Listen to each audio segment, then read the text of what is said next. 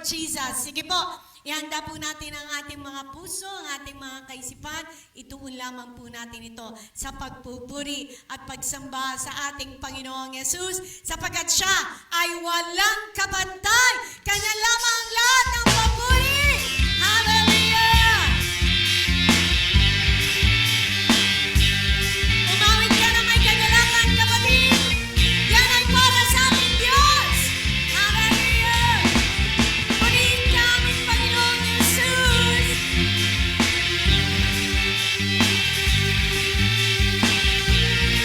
Kami ay sasamba po sa inyo, Diyos. Ako ay sasamba, O Diyos, purihin ka. Dakila kang talaga, purihin ka. Ako ay sasamba, O Diyos. O Diyos, purihin ka. Dakila kang talaga, purihin ka. Walang katulad ang iyong pagmamahal. Nasa atin ay nagbigay buhay. Lulundag at sasayaw, papalakpak at sisigaw. Lulundag at sasayaw, papalakpak at sisigaw. Ang pangalan mo, Jesus, walang kapantay. Amen. Ang iyong ngalan ay walang kapantay, aming Panginoon Jesus. Kami ay sasamba po sa inyo. Ako ay sasamba, O Diyos, purihin ka. Dakila kang talaga, purihin ka. Ako ay sasamba, O Diyos, purihin ka. Dakila kang talaga, purihin ka. Walang katulad ang iyong pagmamahal.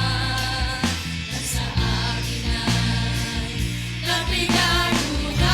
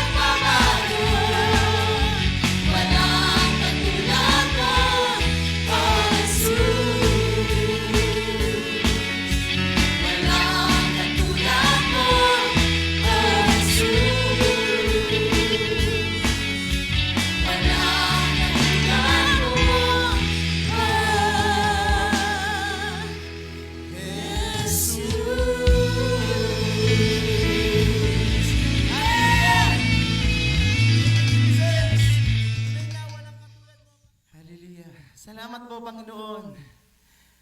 Salamat. Can you say again, thank you, Jesus. Thank you, Jesus. Thank you. Sa gitna ng kabuluhan, O Diyos, sa gitna ng ingay, Panginoon, sa iyo namin nahanap ang kapayapaan. Sa iyo lamang namin natatagpuan, Panginoon, ang tunay na kagalakan. Purihin ka, Panginoon. Dakilain ka, Panginoon Diyos.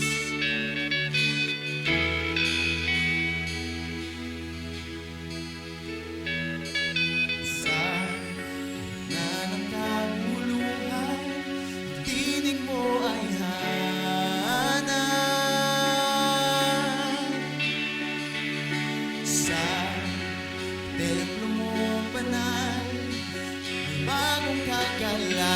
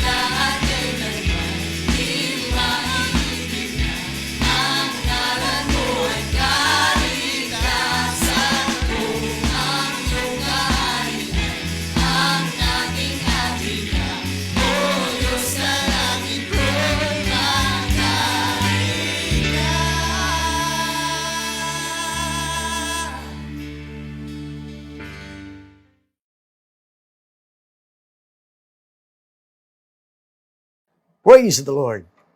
Magandang araw po sa inyo mga kaibigan. Kumusta na po kayo?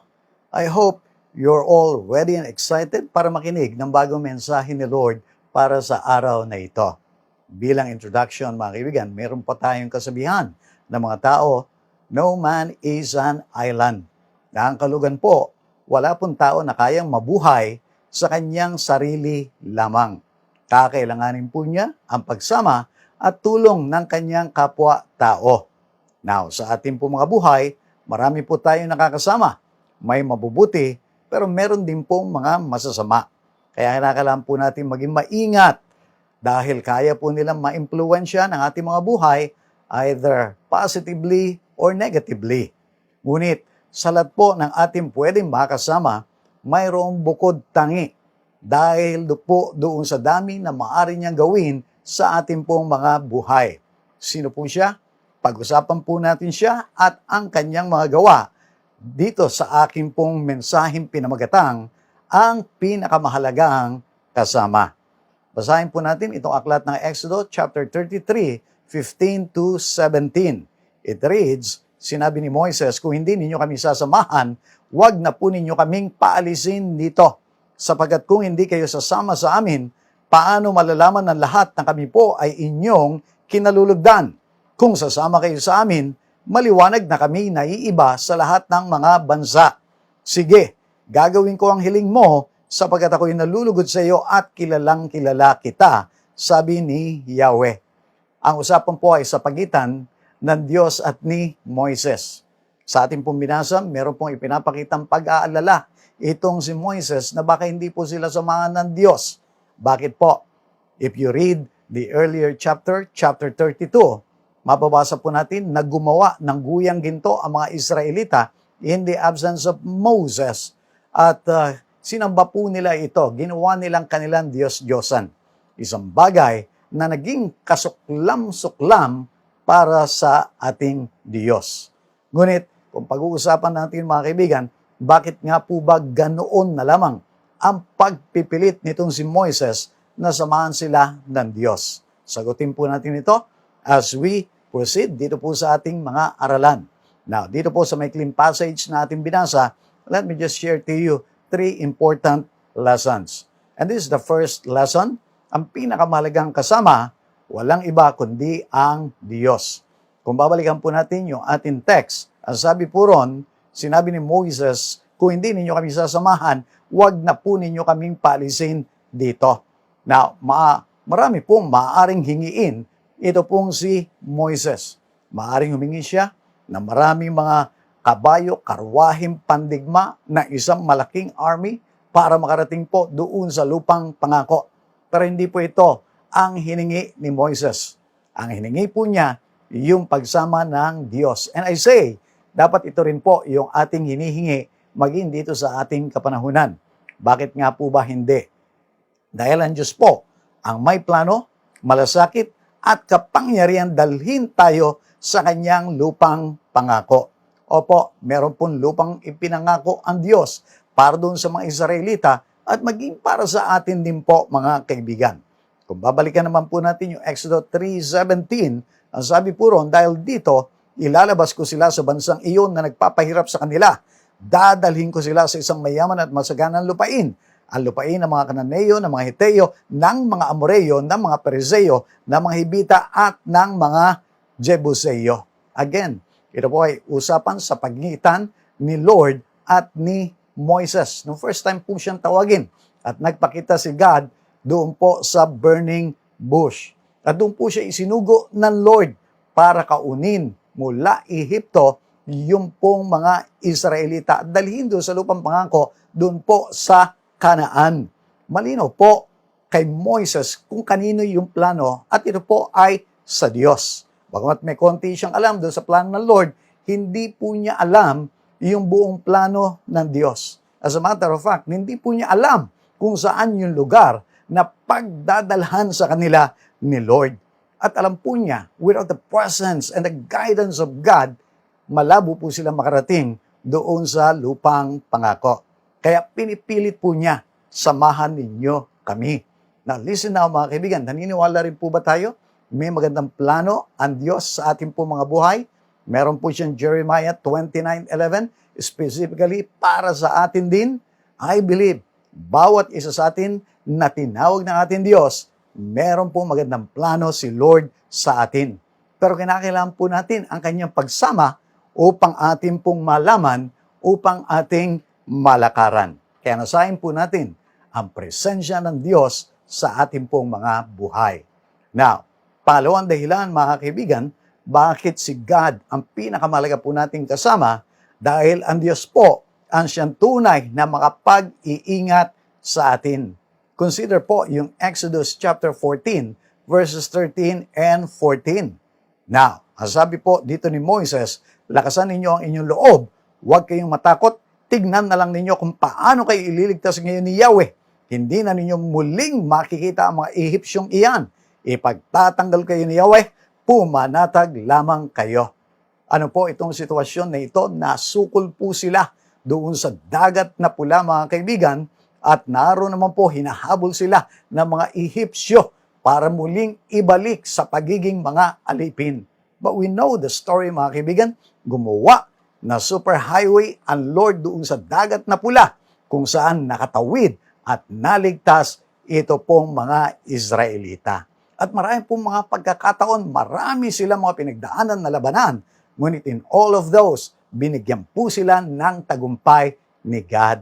Now, I want us to understand, mga kaibigan, na sa atin din pong buhay, kumikilos din ang kaaway, ang diablo, para tayo naman din po ay pigilan na makarating doon sa lupang pangako ni God sa atin. For one, doon po sa kalangitan. Pero salamat na lamang din po, yung Diyos na nag-ingat doon sa mga Israelita, siya pa rin po ang nag-iingat sa atin ngayon. Consider po yung sinabi dito ni John. 1 John chapter 5 verse 18, alam nating ang mga anak ng Diyos ay hindi nagpapatuloy sa pagkakasala sapagkat iniingatan sila ng anak ng Diyos at hindi sila maaring galawin ng diablo. Bakit po tayo iniingatan sa pagkakasala? Doorway ng kaaway sa ating po mga buhay, yung ating mga kasalanan. Pero kung tayo po ay maiingatan sa pagkakasala, wala siyang daraanan para makapanggulo. Pero kung tayo man din po ay nagkakasala, mga kaibigan, praise the Lord, dahil meron po tayong kapatawaran dahil doon sa sakripisyo ng ating Panginoong Hesukristo. Kaya huwag po tayo matakot, bagamat may kaaway na masama ang plano sa atin, meron po tayong Diyos na nag-iingat naman sa atin. Kaya nasahin po yung kanyang presensya, panatilihin yung kanyang presensya. At yung pangatlong dahilan, mga kaibigan, bakit ang Diyos ang ating pinakamahalagang kasama is this. Dahil ang Diyos po ang siya makapagbibigay ng lahat ng ating kailangan upang magtagumpay. Opo, in their journey towards the promised land, marami pong kakailanganin ang mga Israelita. In the same manner, in our journey doon sa pangako ng Lord sa ating pong buhay, marami rin po tayong kakailanganin.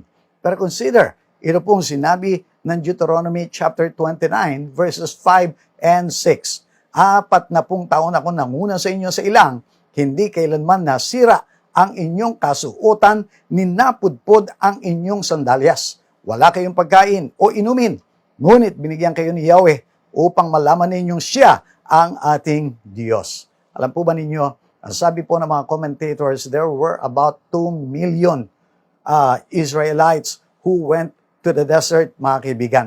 Kung i-consider natin, wala po silang mabibilihan doon, di naman po sila nagtanim, mga kaibigan. It's so easy to think na maaaring mamatay po sila sa uhaw at sa gutom. Ngunit hindi po ito ang nangyari, mga kaibigan.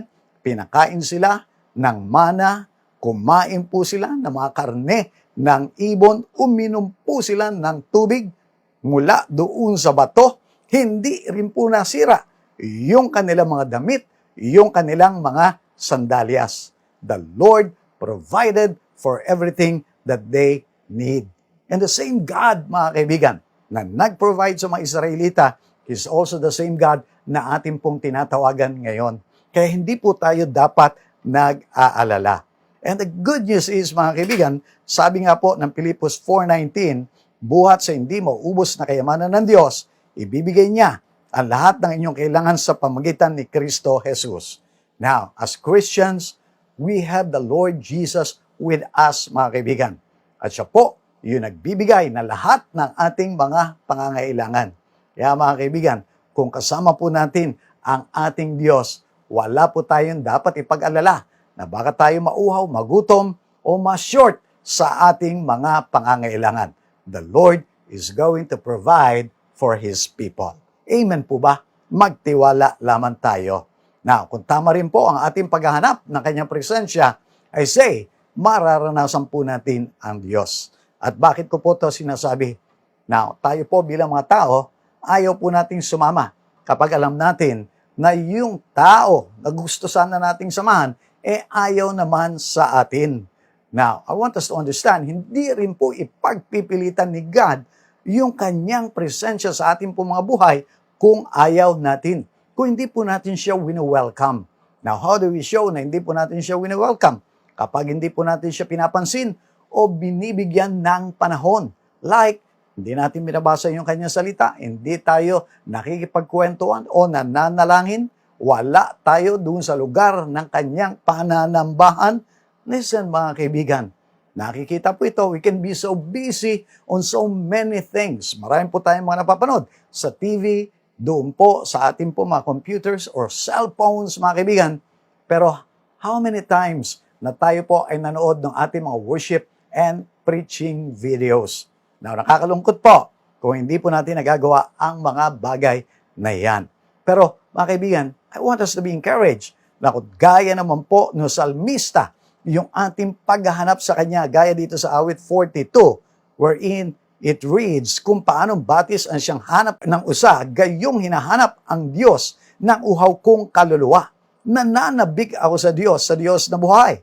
Walang iba, kailan kaya maaring sa presensya mo'y sumamba.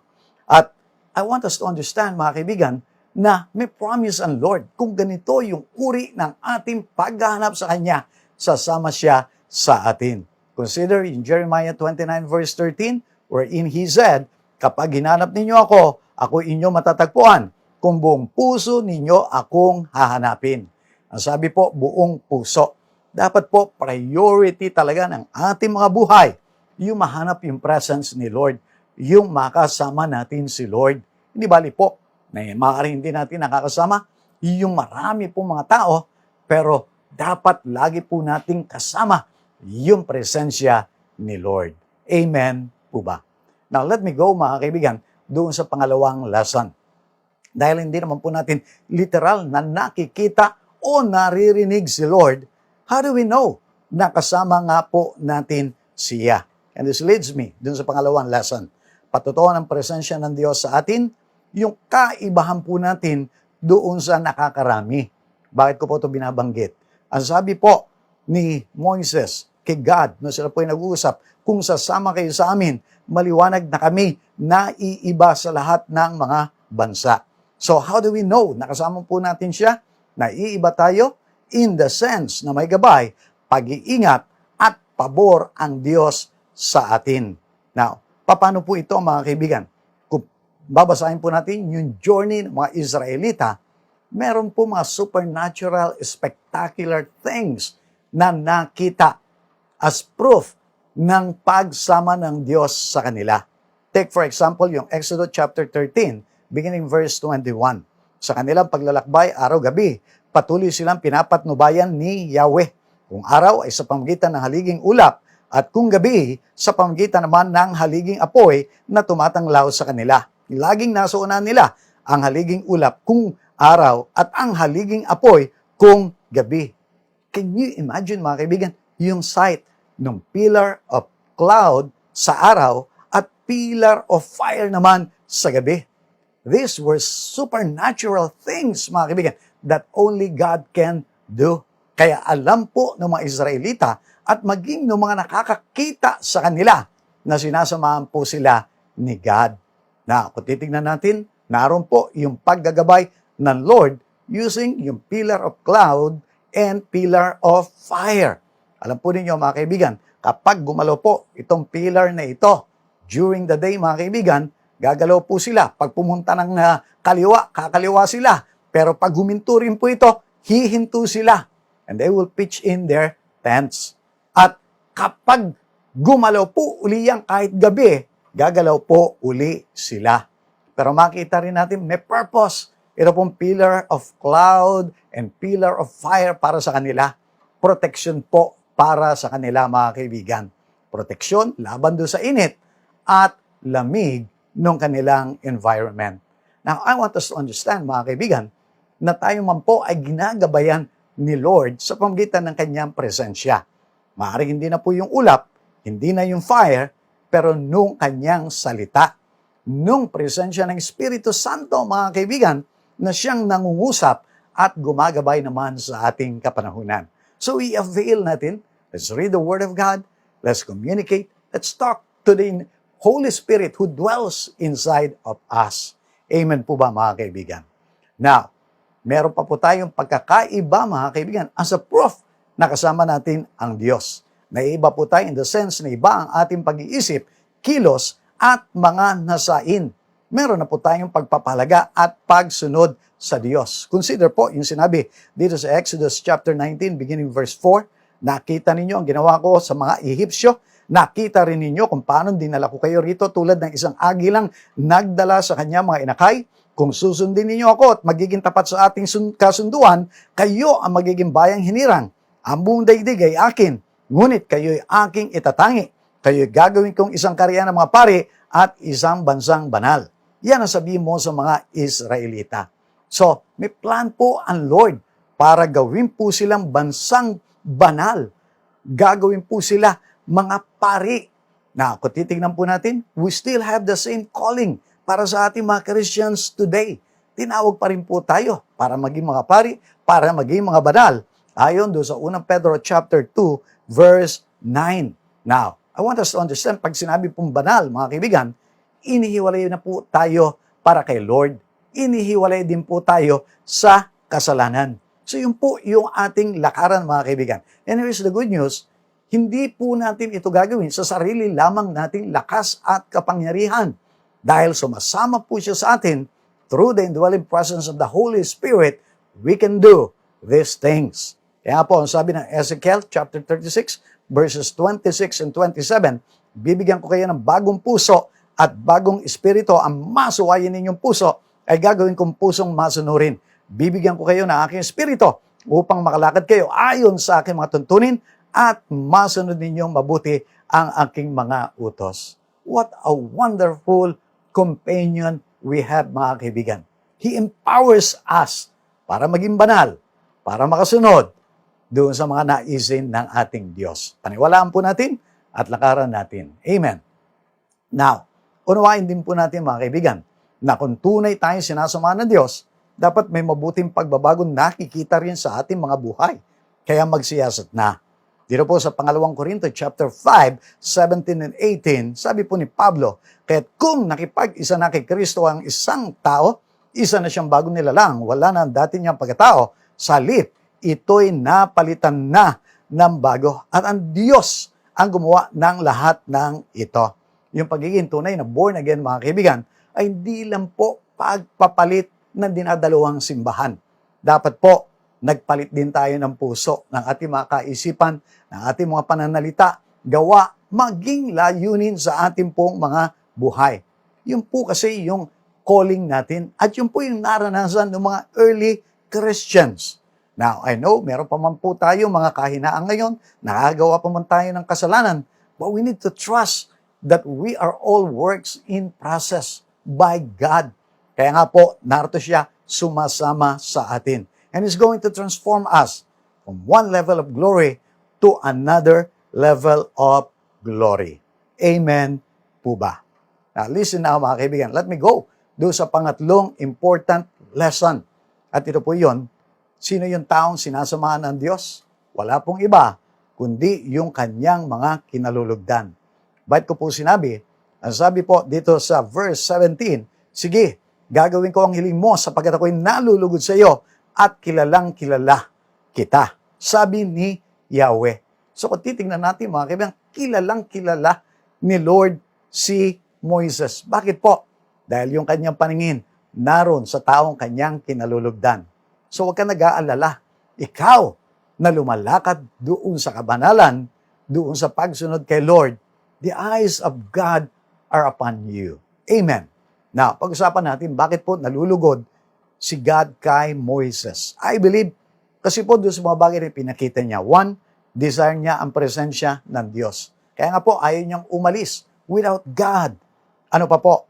Sumusunod po siya sa Diyos. Even at great sacrifice. Nung tinawag po siya, kailangan niyang iwanan yung kanyang trabaho, yung kanyang pamilya. Marami pong pagod na naranasan, maraming dangers na sinuong. And then, yung mga tao na kanyang kinaon, panay pa ang angal, panay pa ang pagre-rebelde sa kanya. But through this all, nanatili po siyang naglilingkod kay God. At ano pa po, pinahalagahan po niya yung karangalan ng Diyos. Alam po ninyo, if you just read yung chapter 32 po nitong Exodus, mga kaibigan, pinapatay po ni Moises as instructed by God. Yung pong mga gumawa ng idol worship using po yung gintong guya. Listen, and some of those who were killed were perhaps family members din po niya, mga kakilala niya. Pero pinahalagaan po niya yung karangalan ng Diyos. Meron po siyang faith at humility. Hindi po niya gagawin lahat itong mga bagay na kanyang ginawa, all those sacrifices, kung hindi po siya nananampalataya doon sa Diyos na tumawag sa kanya. Pero mapapansin din po natin, mga kaibigan, siya po ay kinalulugdan ng Diyos dahil doon sa kanyang kababaang loob. Bagmat napaka-close po niya kay God, hindi po niya inabuso, hindi po niya ipinagyabang yung kanya pong closeness with God. Listen, mga kaibigan, kumusta po tayo dito sa mga bagay ding ito? Na nakakalungkot po dahil napakarami po mga Christians, very little yung desire kay Lord. Kulang sa pananalangin, sa pagbabasa ng Bible, ni ayaw nga pong magsakripisyo para manambahan kay Lord. Listen, I want us to understand na kung parang hindi po natin nararanasan yung presence ni Lord, baka kasi hindi rin po nararanasan ni Lord yung presence naman natin sa Kanya. At gaya nga po ng sabi ng Santiago chapter 4 verse 8, lumapit kayo sa Diyos at lalapit siya sa inyo. Kaya lapit at kapit na po tayo kay Lord, mga kaibigan. Amen po ba? Now listen now, ganun pa man po, mga kaibigan, let me encourage you. Bagamat hindi pa tayo katulad ni Moises, as Christians, nalulugod pa rin po si Lord sa atin dahil po kay Kristo. Now consider po yung sinabi ni Paul doon sa mga taga-Korinto, hindi nagkasala si Kristo, ngunit alang-alang sa atin, siya'y itinuring na makasalanan upang sa pakikipag-isa natin sa Kanya ay maging matuwid tayo sa harap ng Diyos. Listen, mga kaibigan, hindi po tayo matuwid sa harap ng Diyos dahil sa ating mga kasalanan. Kaya nga po in the Old Testament, nagkakatay po sila ng hayop upang ipambayad yung dugo ng hayop. Pero the good news is, mga kaibigan, binayaran na ni Lord ng kanyang banal na dugo lahat po ng ating mga kasalanan. All we needed to do now is to believe and accept the Lord Jesus Christ for what He had done. Amen po ba? At hindi lamang po yun ang good news. Dahil sa ginawa ng ating Panginoong Heso Kristo, naging kalugod-lugod tayo dahil mga anak na rin po tayo ng Diyos. Kaya nga po nasabi ng John chapter 1 verse 12, subalit ang lahat ng tumanggap at sumampalataya sa Kanya ay binigyan niya ng karapatang maging mga anak ng Diyos. Amen po ba? Now, bilang pagtatapos, mga kaibigan, I want us to understand, lalo po tayo marami mga problema nowadays dahil po sa pandemic, dahil po sa lockdowns. Mas marami po mga nagkakasakit, namamatay, nawawala ng mga trabaho at negosyo, marami po mga nadidepress. Kahit pa po tayo mga Christians, hindi po tayo excuse dito sa mga problema o bagyo ng buhay. But I say, imbis na lumayo po tayo sa Diyos, bakit hindi po tayo lalong lumapit sa Kanya? Bakit? I say, mga kaibigan, ang pinakaligtas na lugar ay hindi doon sa walang bagyo, kundi doon sa presensya ng Diyos na kumakalinga sa iyo. We know this story. Dito po sa Marcos 4:39, Bumangon si Jesus, sinaway ang hangin, tigil. At sinabi sa lawa, tumahimik ka. Tumigil nga ang hangin at tumahimik ang lawa. They were not expecting for a storm to come up doon sa kanilang journey. But it did. But the good news was, kasama nila si Lord Jesus na nagpatigil noong bagyo.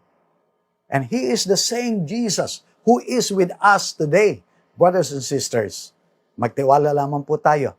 Kaya niya rin patigilin yung mga bagyo sa ating buhay. Amen po ba? So let me pray for you, mga kaibigan. Once again, Panginoon, maraming pong salamat sa inyong pakikinig at pagtugon sa aralan na ito. Lord, sa mga panalangin namin, Panginoon, O Lord God, I pray, samahan po ninyo kami. Patuloy, Panginoon, O Lord God, baguhin po ninyo kami. Patuloy, Panginoon, O Lord God, bigyan po ninyo kami ng desire for your presence. Bigyan po ninyo kami ng kapuspusan ng Espiritu Santo. Pour out His presence unto us. Magkaroon po kami ng tunay na kabanalan, kagalakan, kapayapaan in the midst of all these uncertainties and continue to provide for all our needs as well. Lord, maraming pong salamat sa success ng aming pong aralan. Sa pangalan po ninyo, Panginoong Jesus, I say, Amen, Amen.